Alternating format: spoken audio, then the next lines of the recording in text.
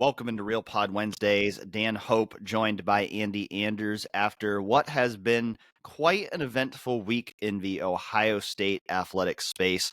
A lot of sports teams in postseason competition this past week. A lot of their seasons now over. Ohio State's men's and women's basketball seasons both came to an end over the past few days. And so we are going to talk about both of those teams today, both in terms of how their seasons ended and looking ahead to the future.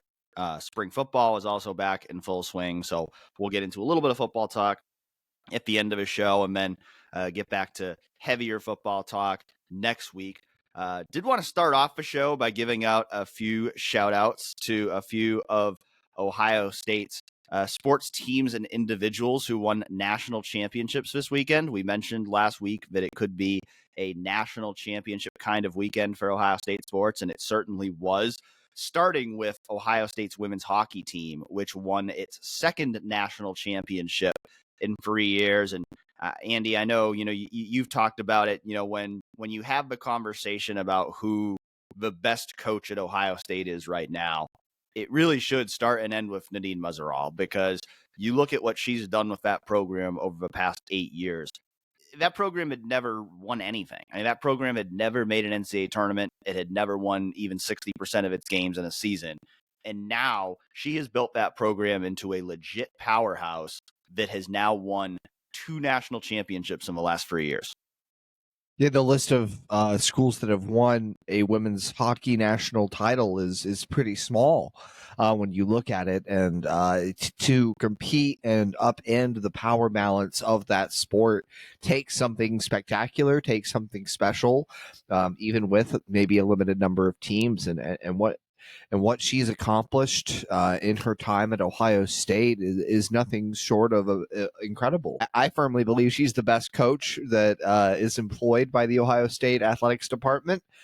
Hard to argue with 2 national titles in 3 years in a sport like that. And I really her coaching style. Has always bringing the best out of her players, coaching up skill, very aggressive play style that Ohio State has, even in a 1-0 game, where they get the game winner with 7-8 minutes to play. They stay on the attack. They stay aggressive with the forecheck down the stretch. And that's the identity she's cultivated. She's an amazing recruiter, and that's only gotten better as they've won more and more. So really, this is, they say 3 national titles to a dynasty. I wouldn't be surprised if Ohio State gets a 3rd one here in the next year or two. They've got a lot of great pieces that'll come back for next year as well. Yeah, they are losing, some key seniors for sure, so they'll have to replace some key players. But you look at the team that just won the national championship.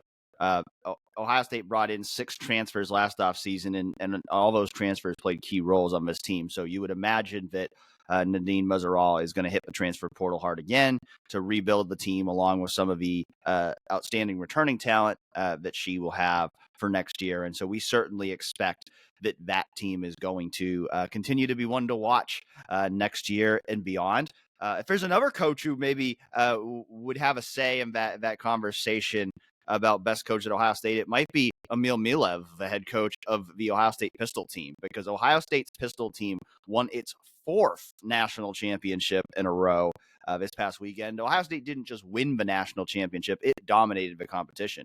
Ohio State had the top 5 shooters on the individual leaderboard. And even if you look at the 3 different disciplines there are at the Intercollegiate Pistol Championships, there's air pistol, standard pistol, sport pistol. I'm not going to sit here and pretend like I know the difference between those 3 things, but each of them are different, and Ohio State dominated every one of them. I think they took all 3 spots on the podium in each discipline except in one.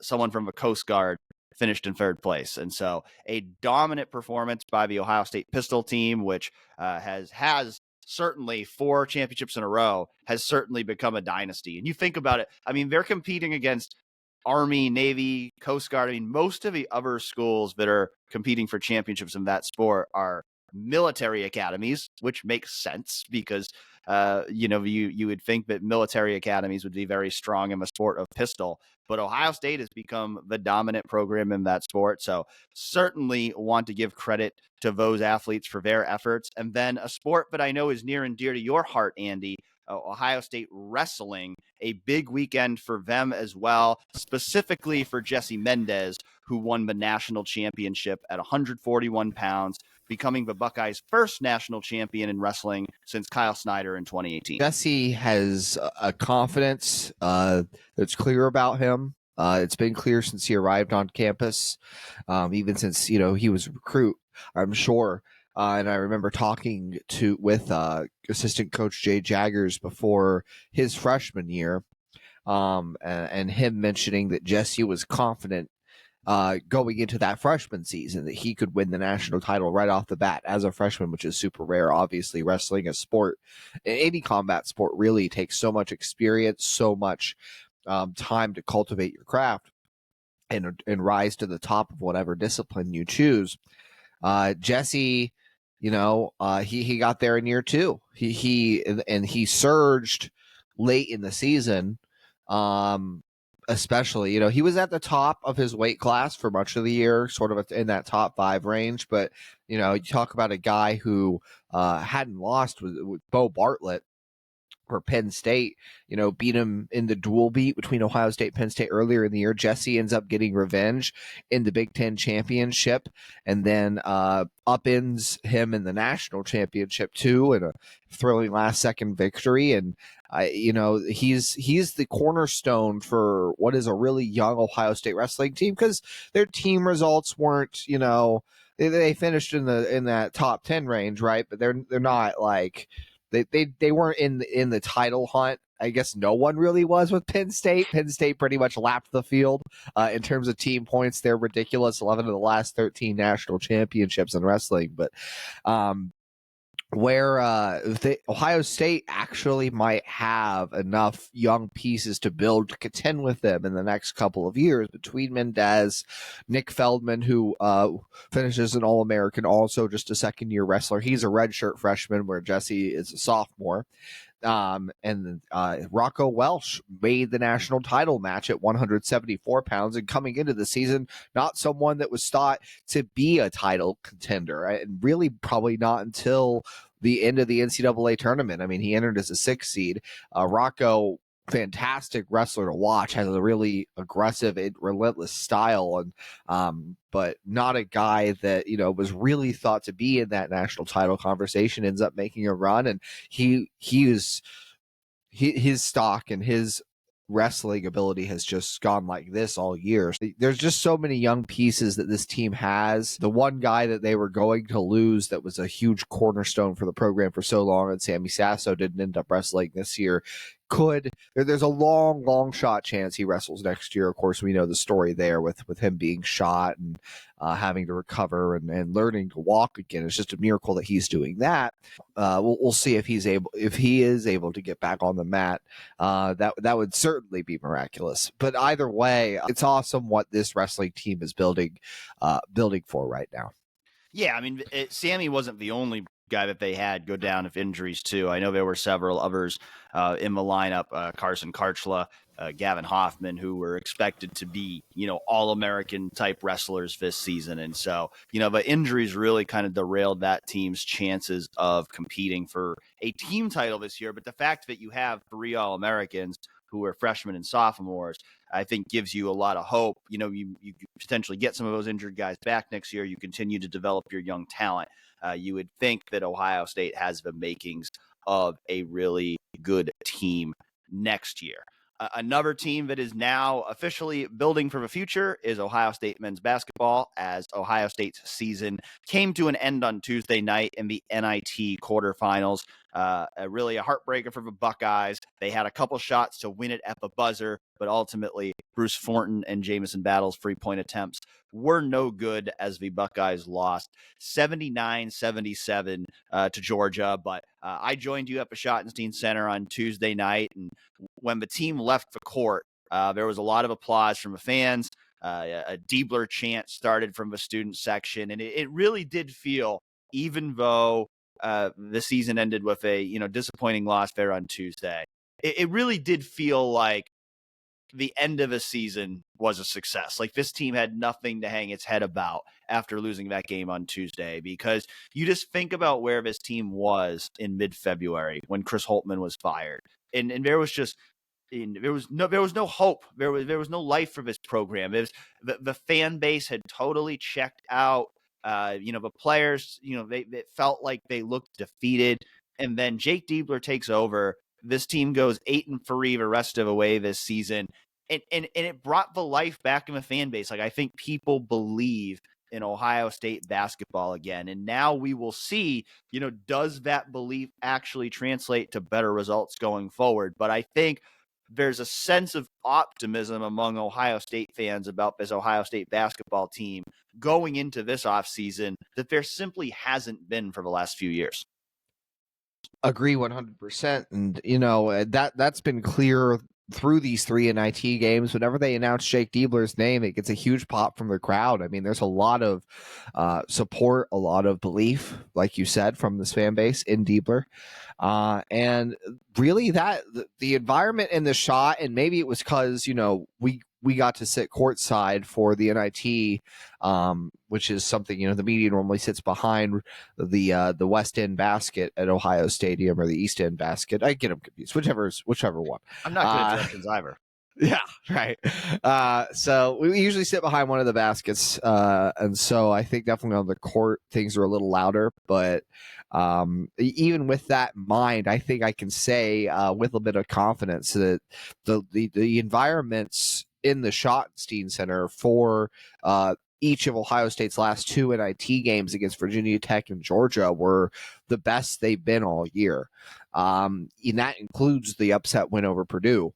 It was loud in there. I couldn't have conversations at times, which is something I've definitely dealt with in Ohio Stadium, not something I've dealt with in Value City Arena a whole lot. For a place that is known for not being as loud, not being as engaged as St. John's was, because it's so much bigger, so much more open.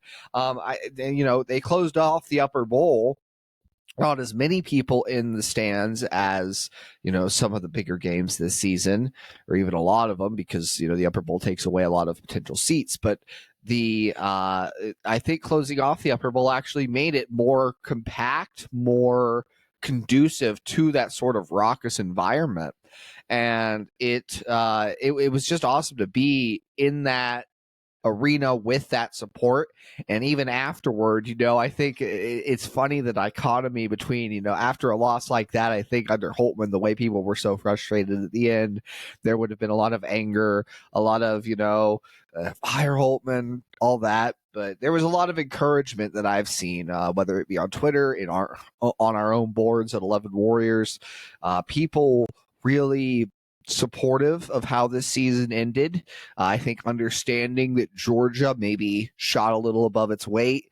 Maybe, there were some bounces that didn't go Ohio State's way in a super close game.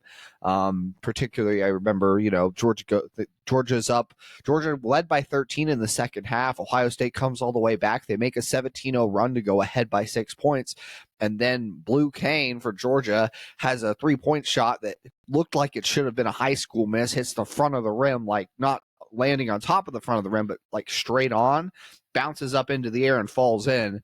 And then Georgia outscores Ohio State 15-7 from there, I believe it was. That was one of the things that turned the tide of the game. But the way that this team closed the season overall is establishing the identity they want to build for the future. Jake Diebler has talked about this, the aggressive play style, pushing the pace more, because he doesn't feel like they want to be stuck running half-court sets against these Big Ten teams all the time with these tough physical defenses.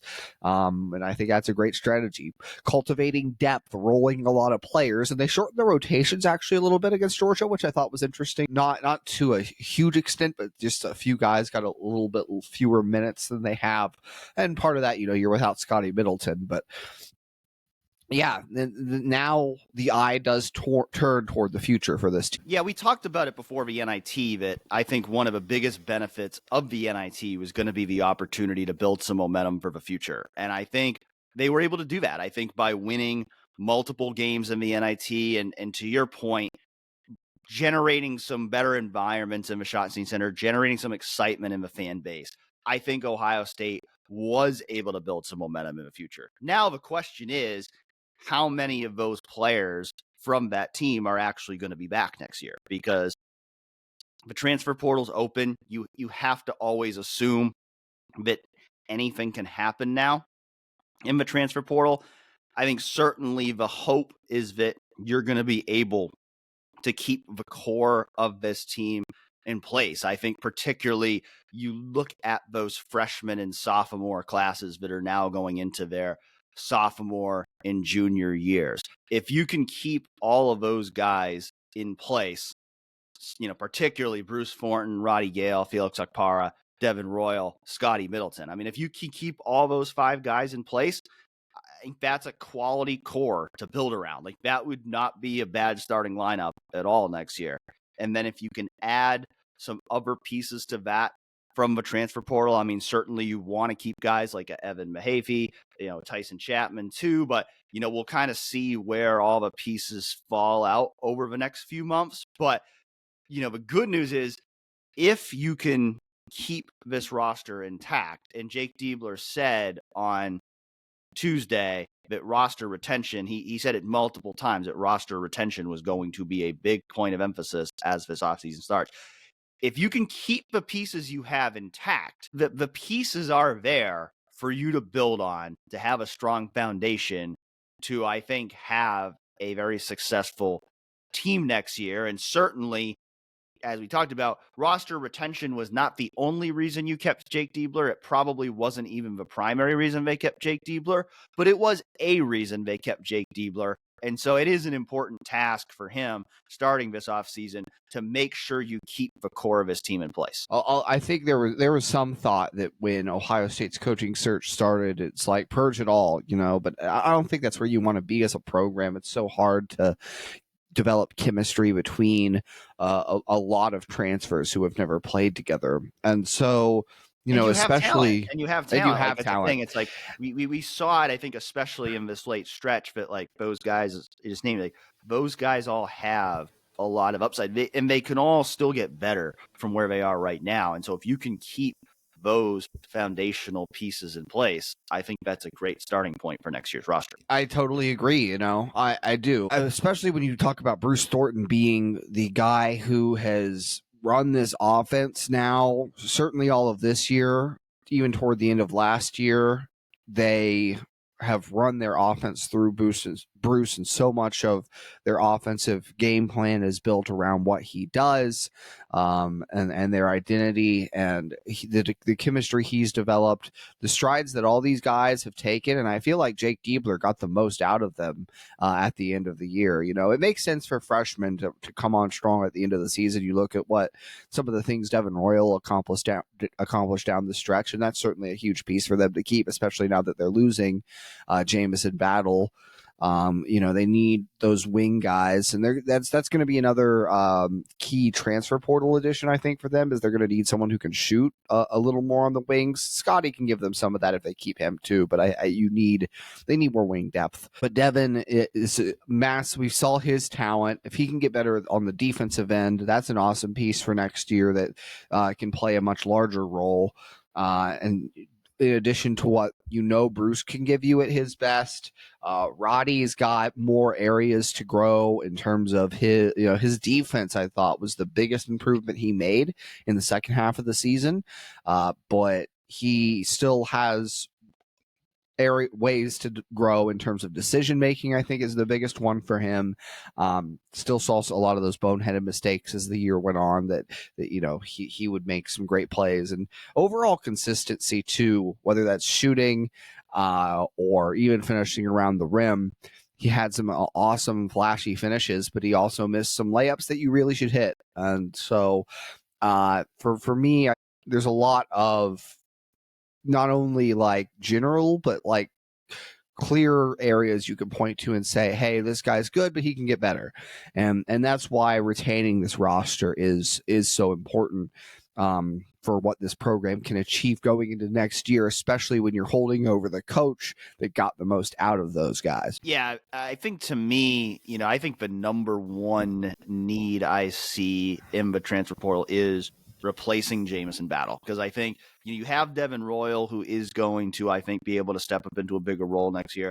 Same thing with Scotty Middleton, but I think that scoring punch that he brought you from the power forward position, whatever you want to call it, both is kind of that, inside out kind of guy. I don't know if they quite have the guy on the roster for next year who can fully replace Jamison Battle. And I think, too, before we continue talking about the future, we should give some love to Jamison Battle, because the Chris Holtmann era in general, we can both agree that it was not the most successful era in terms of bringing in transfers. That was one of Chris Holtmann's failings that led to substandard success, was that he didn't land a lot of impact transfers. And there were a lot of guys who were projected to make a bigger impact at Ohio State than they actually did when he brought them in through the transfer portal.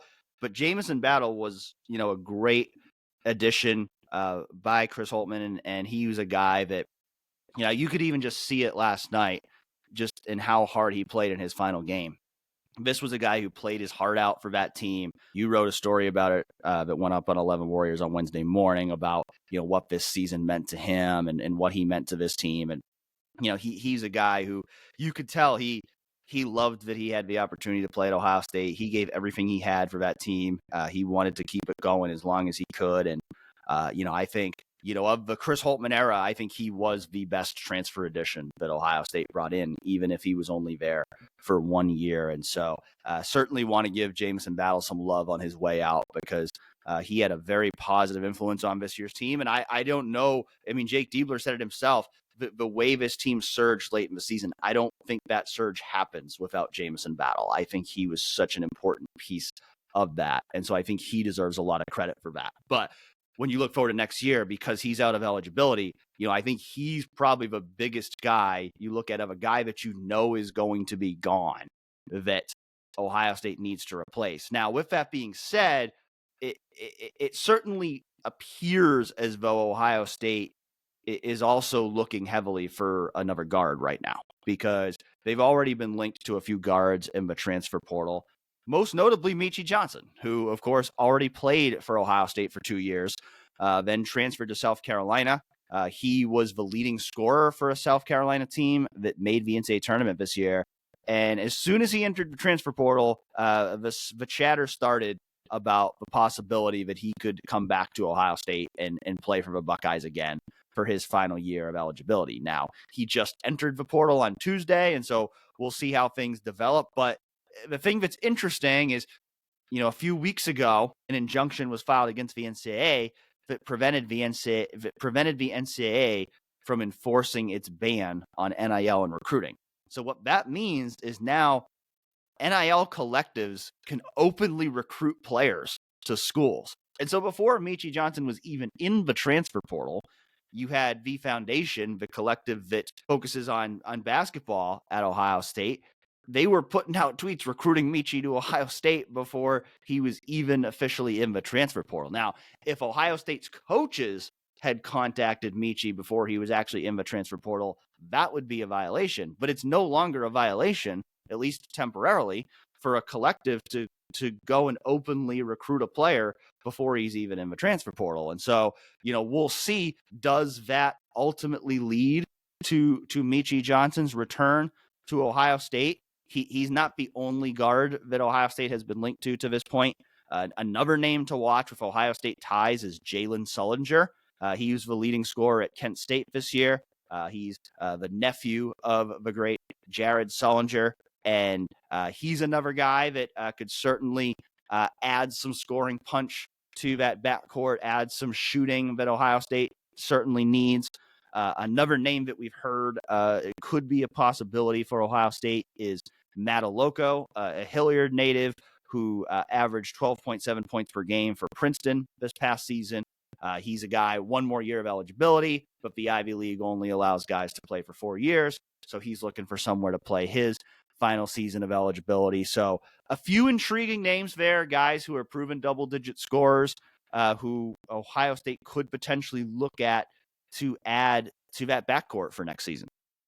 Yeah, and just really quick to touch on Jameson, the whole crux of that story. They say you don't have a favorite kid. I don't know if as a sports writer, I'm not supposed to have a favorite interview on a team, but Jameson was my favorite all season. Just his honesty and his wisdom really on the game. He really felt like kind of the old wise man on the team, with a bunch of young guys. But in many ways, he talked about how this team brought sort of a youth.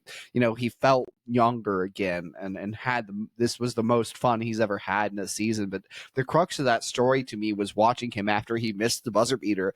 I don't know if I've ever seen someone after missing a game-winning shot smile. And that's what Jameson did as right after he missed it.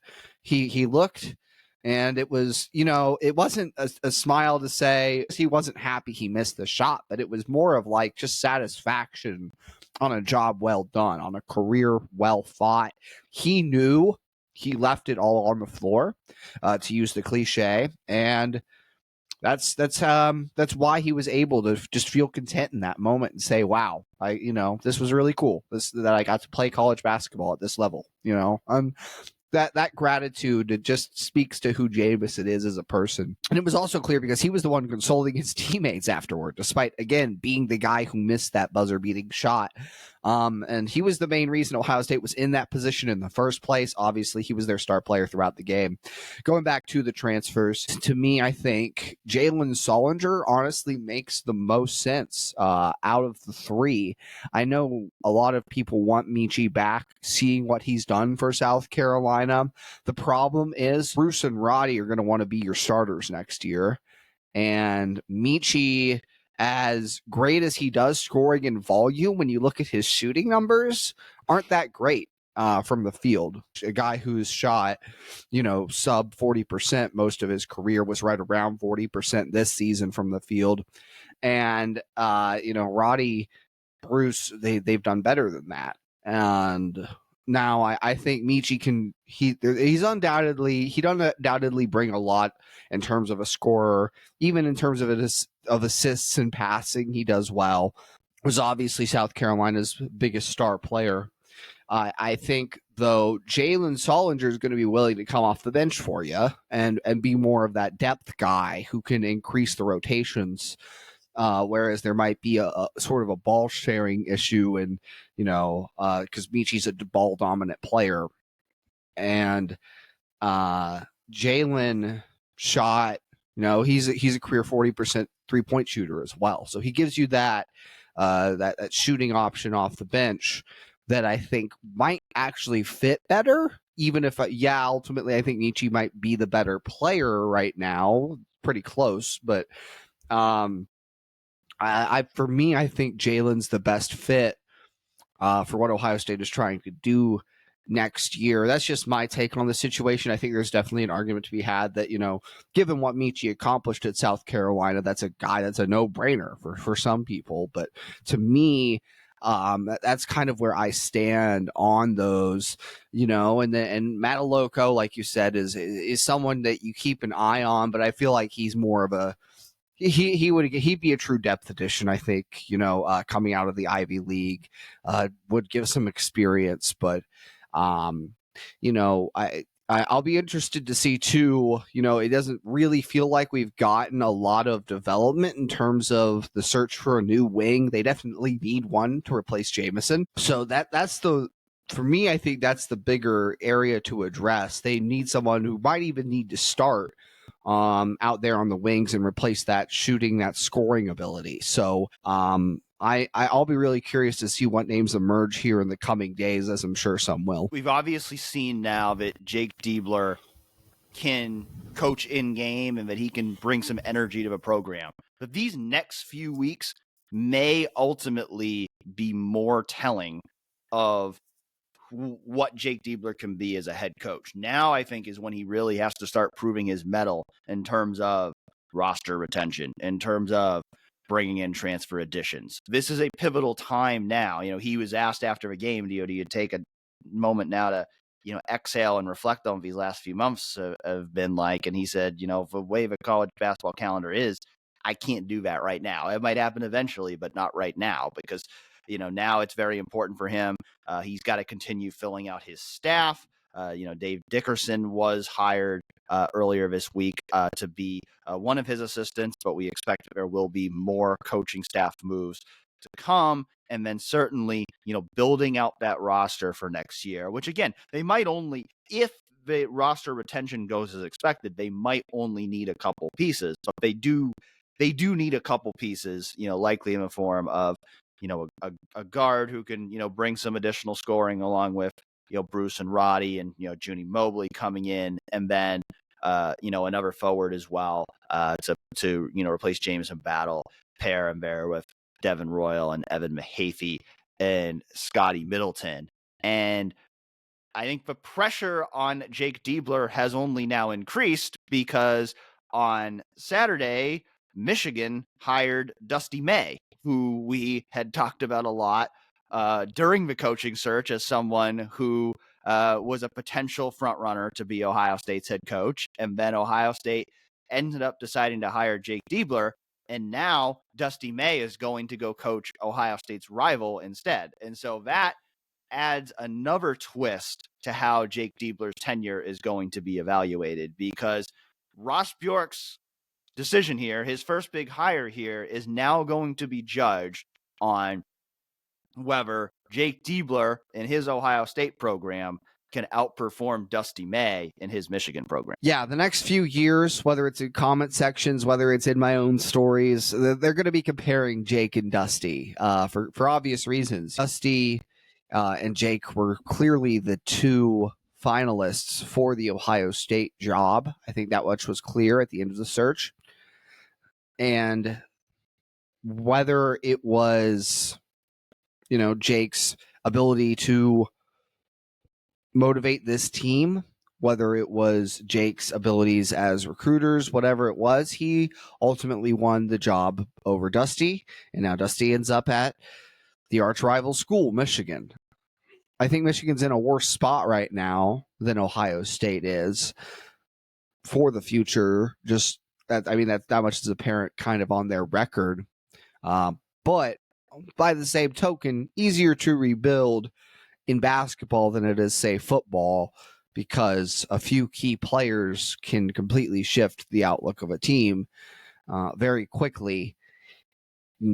That's easy to add now through the transfer portal. Not easy, but it's much more doable than football, where you have so many positions to worry about. It takes so many guys to change the fabric of a program, and it's easier to have impact young players in basketball, freshmen, sophomores, than it is football. So that is in Dusty's favor in terms of rebuilding Michigan quickly, but it still might be a year or two before we see what he's truly capable of in his first high major job. These are both guys in their first high major head coaching jobs. Jake and Dusty, there's also a salary discrepancy there.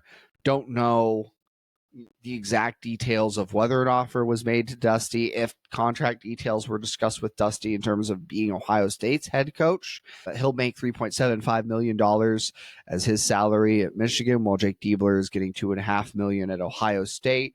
I don't think money ultimately played too much of a deciding factor in this decision from Ross Bjork to hire Jake Diebler ultimately, but it is notable, the discrepancy there. So these two guys, for as long as they are the head coaches, and probably for at least several years after at these two schools, given that they're the biggest rivals with one another, they're going to be compared. They're going to be compared constantly by both fan bases.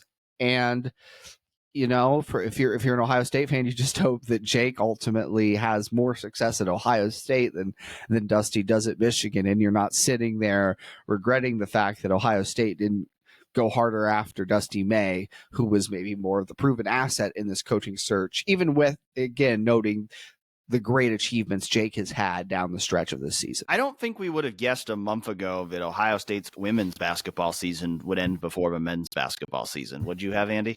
Absolutely not.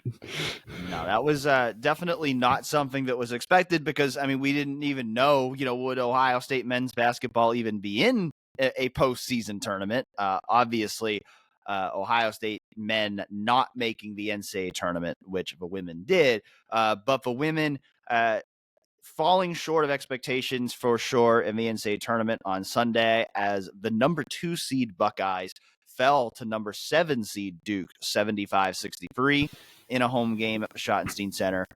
You look at the 16 teams that were seeded 1 through 4. Those are the 16 teams that hosted first and second round games this weekend. Ohio State was one of just 3 of those teams to lose on its home court this weekend. They're the only top 3 seed in a women's tournament that didn't make the Sweet 16.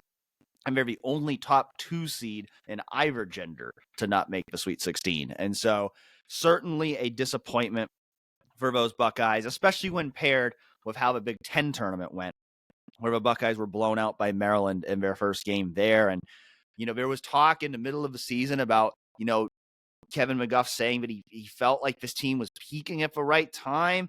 And yet it feels like they peaked a little too soon again. And then they kind of fizzled out there in the end of March, losing 3 of their final 4 games of the season. And, I think I think as good as this team was for most of the year, there were always a couple of underlying flaws that gave me a little bit of pause with this team in terms of projecting a deep NCAA tournament run. And I think the biggest one was rebounding.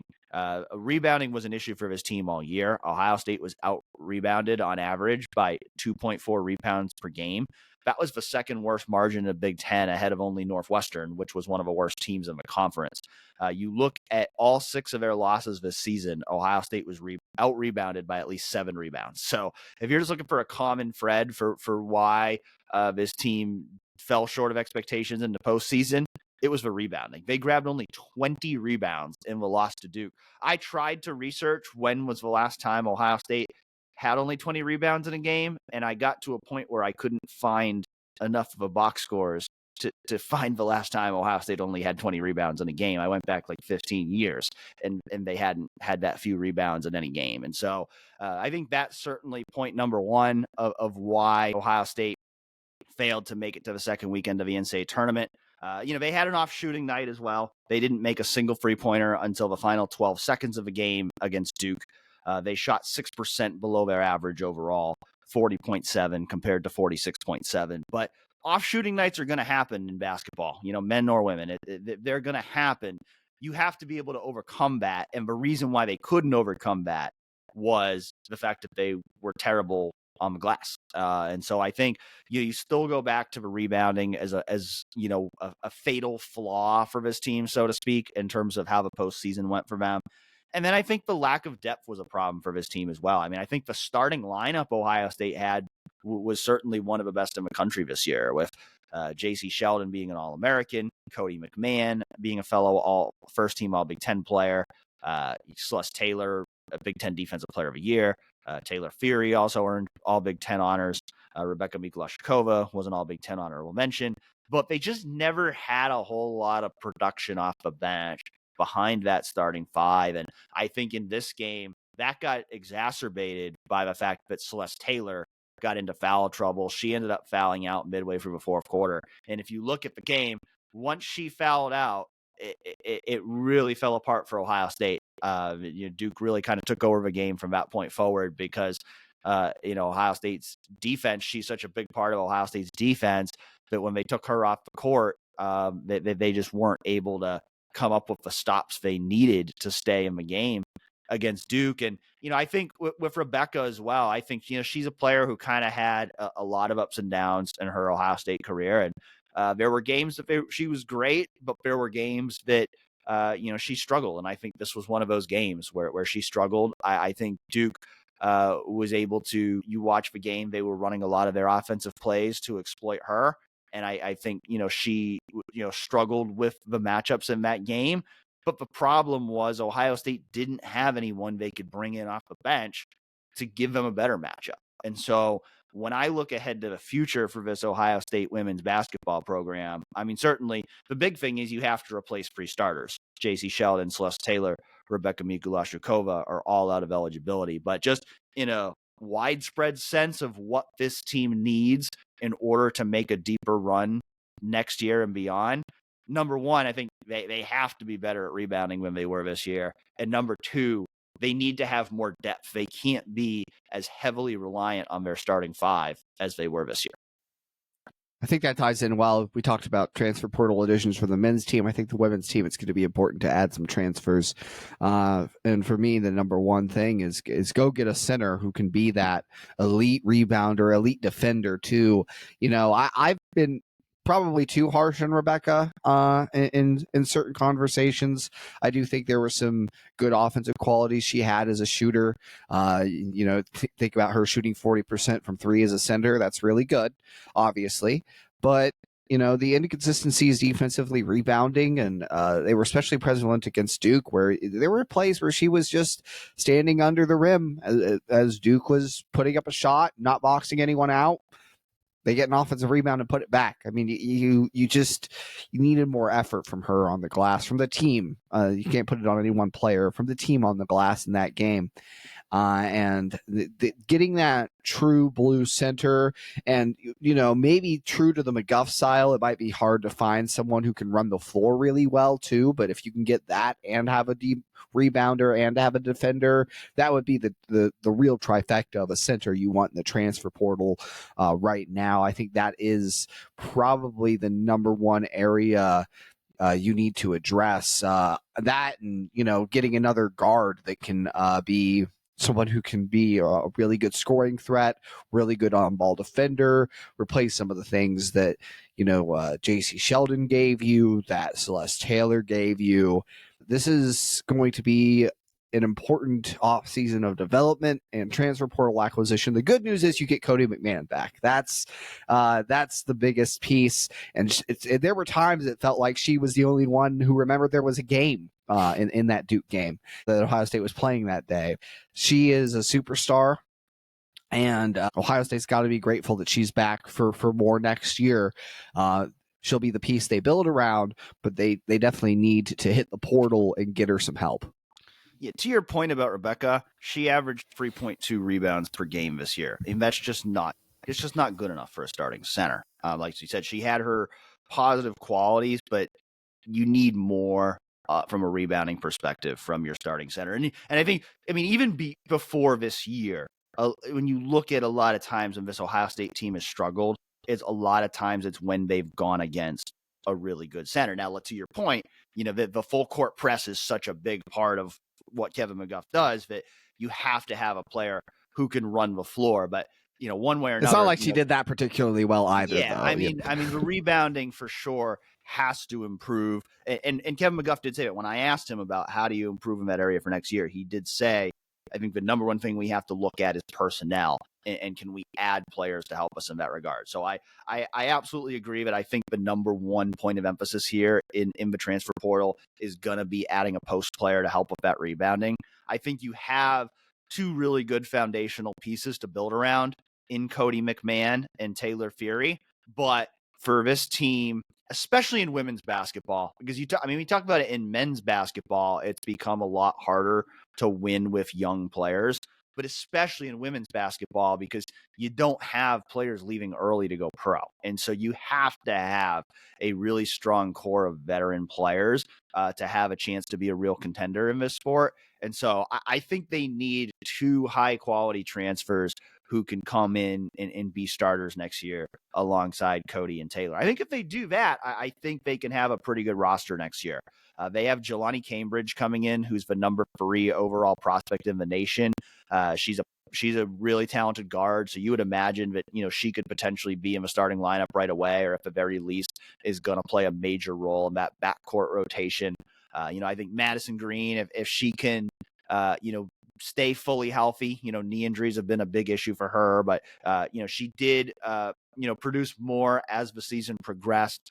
She's someone else who can help you at that point guard spot, you know, assuming health there. She's already said she will return for her extra year of eligibility.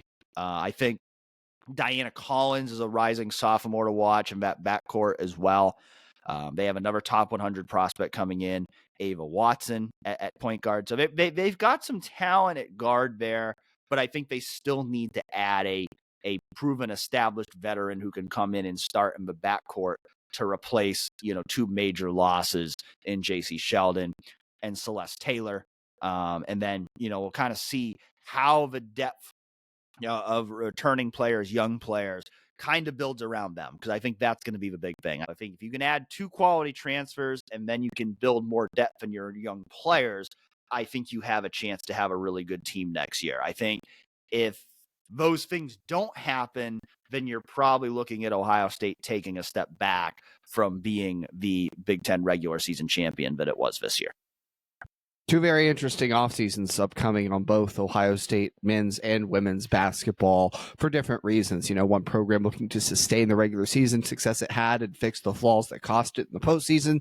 The other hitting the reset button in some ways, you hope not from a roster retention perspective, but with a new coach and building sort of this new identity that they've started to cultivate over the stretch of the season. Wouldn't be a Real Pod Wednesdays episode if we didn't get to some football talk, though, Dan. Money still happening and spring practice in full swing. Now that basketball season's over, these next set of Real Pod Wednesdays are going to get a lot more football heavy as we prepare for the spring game. But I think probably the biggest thing maybe that for Ohio State fans to get excited about this week was Jeremiah Smith adding some more coal, stoking the furnace of the hype train, if you will, with a black stripe removal that broke the record for earliest black stripe removal from a freshman. Got it removed before Caleb Downs, who also lost his just recently. We actually watched him lose it on Tuesday, but the Jeremiah Smith hype continues, and we've talked about him at length. The hype that has built around him, not only from his recruiting profile, even from this black stripe removal, but also the word freak that continues to be tossed around every time you ask somebody about him is just freak, and watching that clip that Ohio State put up on social media even of Jeremiah Smith's sort of practice highlights, or a few of those practice highlights, he was making fantastic toe-tapping sideline catches, juked Sonny Styles out of his shoes. Perhaps there's a reason he's moving to linebacker, no longer being in the open field so much to safety anymore. But in any case, the talent is so clear with this kid, and the hype just keeps on building, Dan. Yeah, I mean, so many times you see it where coaches with a talented freshman, they'll try to kind of throw some cold water on the Flames, but the hype. A lot of times they'll kind of try to say, hey, he's young, we'll see. But nobody's doing that with Jeremiah. It's just consistently talking him up, and I think that tells you how special a talent he is, and the fact that this guy's going to play right away. Whether he will start, I don't know, because we're hearing a lot of really good things about Brandon Inniss too. And I think Brandon Inniss is another guy who I think his stock is really rising right now. And so I think they've got 4 wide receivers in Emeka Buka, Carnell Tate, Brandon Inniss, and Jeremiah Smith, who one way or another, all those guys are going to see a lot of playing time. All those guys are going to make an impact this year. But it just becomes more and more clear by the week that, they're not going to slow play anything with Jeremiah. Like, this guy is special, and he's going to be a guy to watch. And I know I'm really excited, as I'm sure you are, Andy, that we get to go to the Student Appreciation Day practice on Saturday. And this is typically the first time that we get to kind of see some real football. Usually when they have the media open windows of practice, we kind of get to see some individual drills, and then we get ushered out before the real stuff happens. But typically at the Student Appreciation Day, we get to see some 11-on-11. We get to see some real football.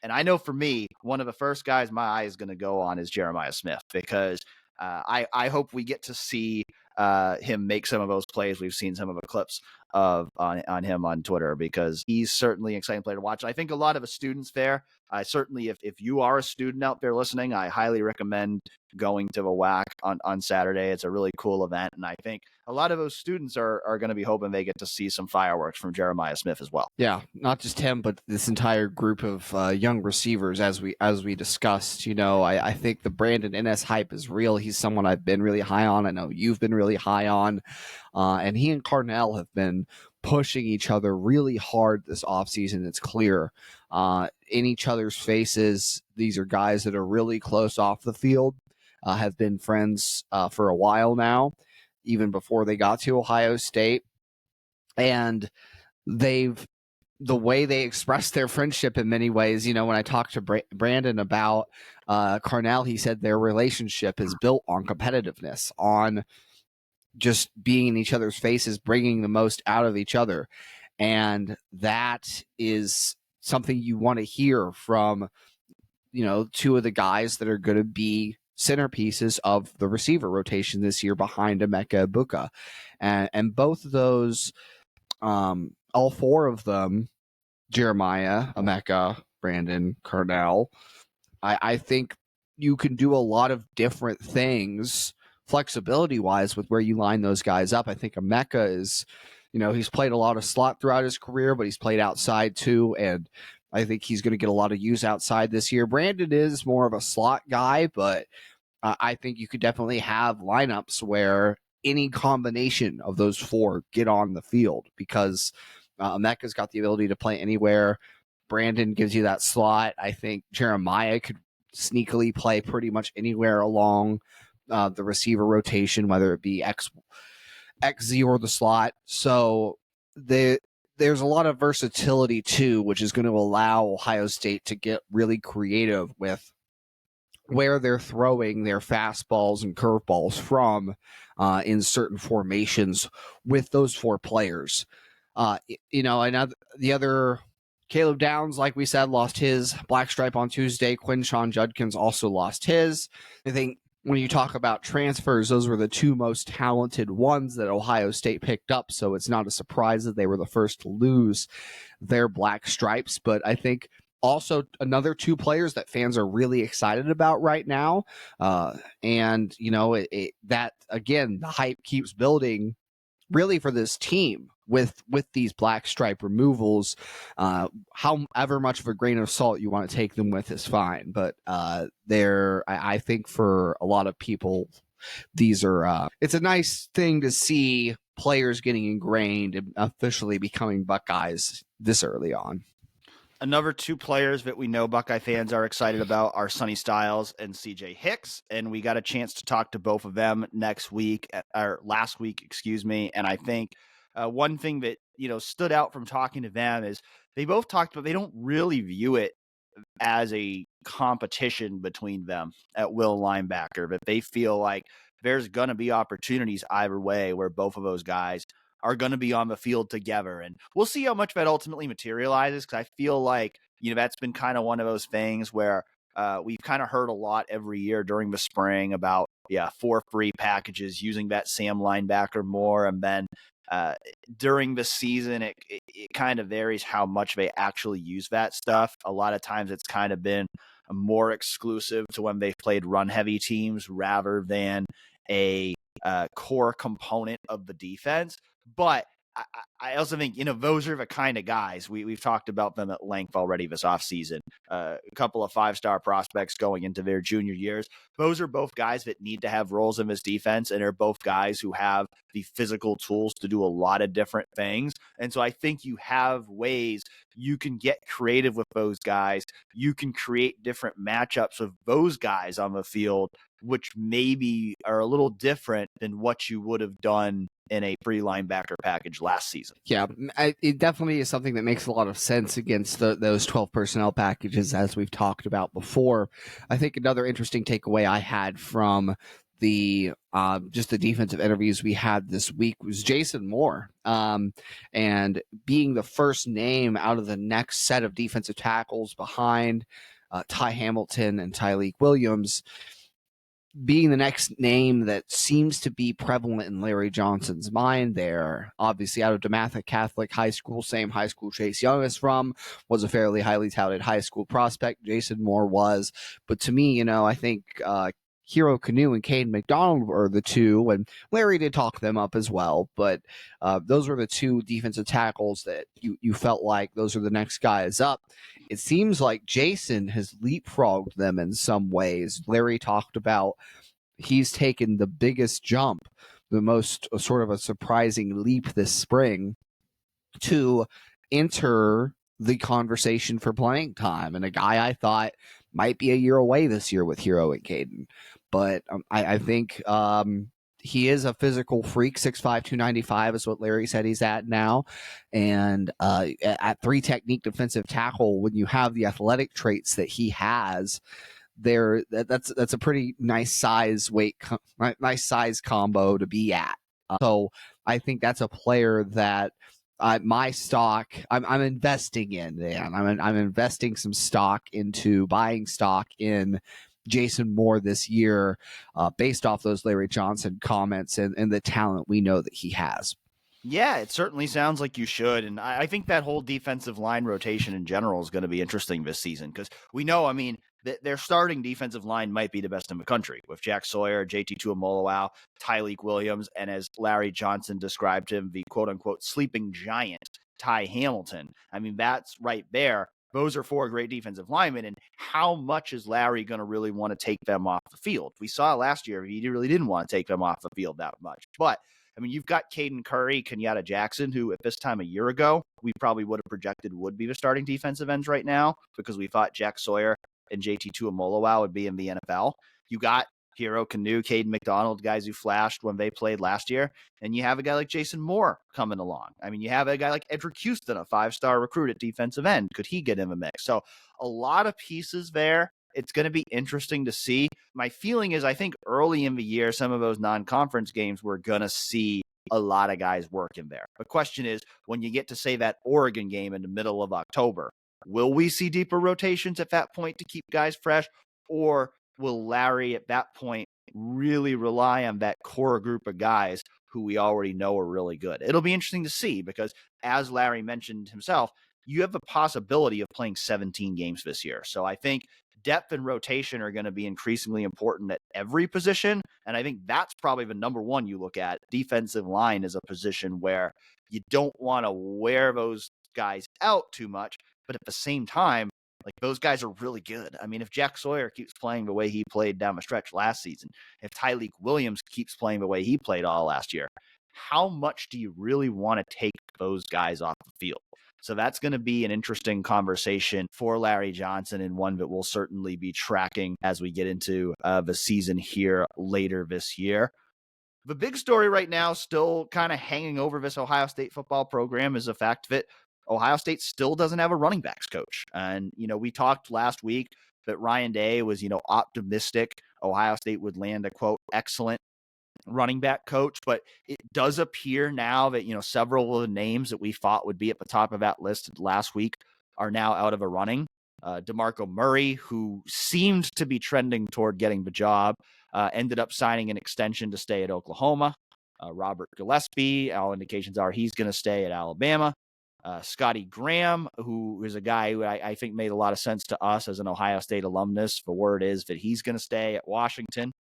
Stan Drayton, it sounds like, that they might have tried to get him, but the buyout situation that he would have had at Temple was maybe not something that, maybe not a road that they wanted to go down. And so as we sit here today, there's still no clear front runner for this job. And I think certainly when you think about, maybe why is this search not going, as smoothly or as quickly as people would have expected, I think timing has a lot to do with that. When your coach leaves in the middle of spring practice, all the other teams are in spring practice right now too. So how many coaches want to leave their team in the middle of spring practice to go somewhere else? Tony Alford didn't mind doing it, but that doesn't necessarily mean that other coaches want to. And so I think that's certainly kind of maybe a roadblock here that's kept a hire from already happening. But Ryan Day said it last week too. They're going to take their time with this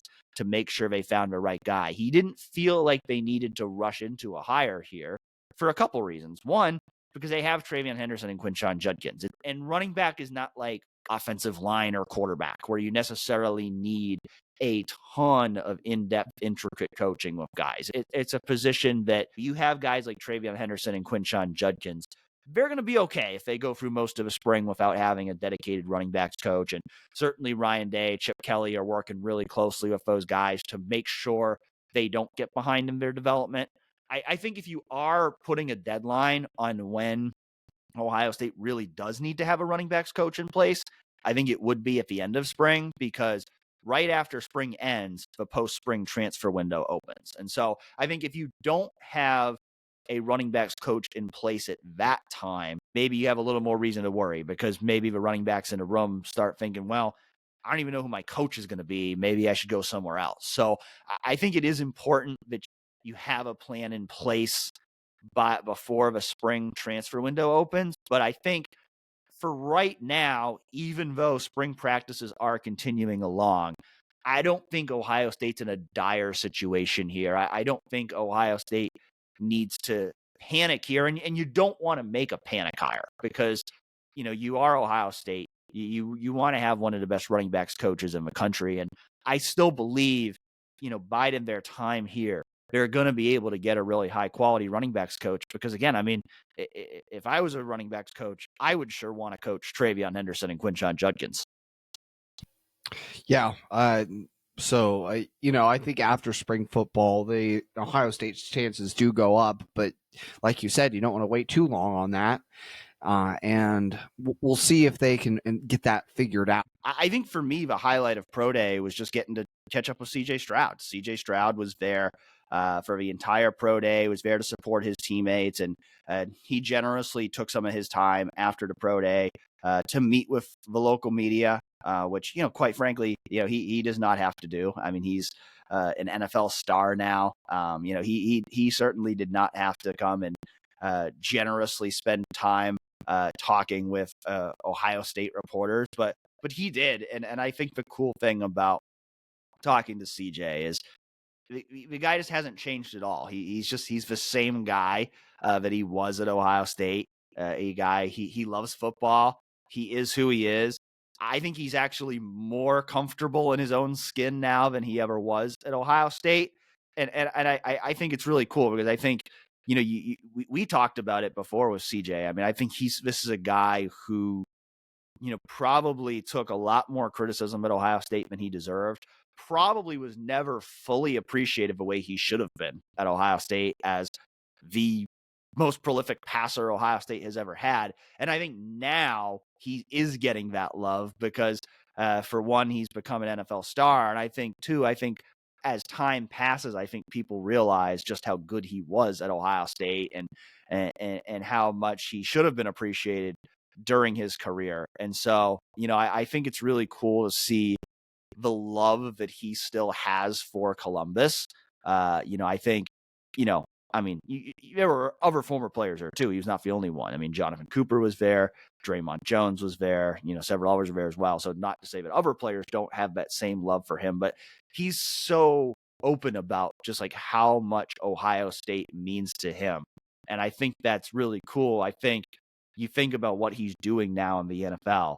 I mean, I don't think Ohio State could ask for a better ambassador right now than it has in CJ Stroud, especially at a position where Ohio State has had a reputation for many years of not producing quality NFL players. CJ is the guy who's breaking that mold. And for him to do so all the while consistently talking about how Ohio State and Ryan Day helped him get there, I think is such a great ambassador for the program to have. And I think the fact that he welcomes that. I mean, he wasn't just at Pro Day. He's been at like multiple practices since then. Like he's just been hanging around the team. And like, I mean, I even remember it when he was at the game. I don't remember which game it was where he was on College Game Day before the game was here. And he was down there on the sideline. And it was like, he was just one of the guys. It's like, I think he just genuinely just likes being around the program, likes being around the guys. And that's just really cool to see, because he's a guy that I mean, you see him like, he's hanging out with celebrities now. Like, this is a guy who he could be of the mindset that college was college and that's behind me and I'm bigger than that now. And he just is the opposite of that. It's like he truly loves coming back to Ohio State and being around the program. And that's such a cool thing. And it's certainly something that I think the current players appreciate, getting to spend time with him and knowing how much he supports them. Yeah, CJ is a Buckeye through and through, and I always appreciated him in interviews, both for his openness and just his play recall too was always so impressive. He could break down exactly what was going through his head, what he saw, what the play call was, what the defense was. It was just like his knowledge of the game, regardless of what any S2 cognition test said, is elite. And that was always reflected in his interviews, and he was always willing to really dive in with us, be open, be honest. You always appreciate that in a player, and as much as that you can know CJ Stroud as a media member, I think CJ is someone that I've always rooted for personally, because he just seems like a great person, and a humble kid who wants to, like you said, be around the people that helped get him to where he is now. And he wants to give back to Ohio State. And I think a lot of Buckeye fans can appreciate both what he accomplished while he was at Ohio State and how he is promoting the program now, like you said, as an ambassador. Well, as we mentioned, we will be at Student Appreciation Day on Saturday, so should be a great chance for us to watch the Buckeyes in person and learn more about this team. And so we look forward to being back here on Real Pod Wednesdays next week to share what we learned from that, as well as talk about whatever might start to unfold as the basketball offseason begins. So we hope you'll join us again then. Have a great week.